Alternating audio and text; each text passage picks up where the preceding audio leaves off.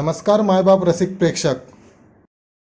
सदर कविता अलिबाग मुरुड रोहा मतदारसंघ जिल्हा रायगडसाठी असून पर्यायाने संपूर्ण महाराष्ट्रासाठी आहे. कवितेचं नाव आहे आजचा नेता. माझ्या मतदारसंघातील नेत्या, खरं सांग मला, रस्त्यावरचे खड्डे कधी दिसतात का तुला? त्या खड्ड्याच्या रस्त्यातून तुझी गाडी कधी धावते का? त्या खड्ड्याच्या रस्त्यातून तुझी गाडी कधी धावते का? जनतेच्या या त्रासाची काळजी तुला कधी वाटते का?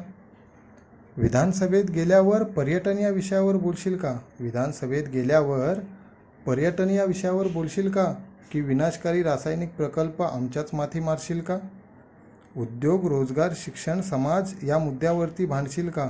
उद्योग, रोजगार, शिक्षण, आपला समाज या मुद्द्यावरती भांडशील का? की आतापर्यंत जसे जुमले वापरले तेच पुढे चालू ठेवशील का?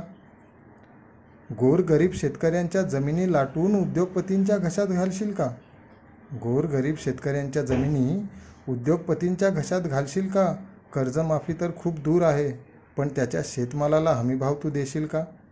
फक्त निवडणुकीवेळी दारू, पैसेनी मटण घरोघरी वाटशील का?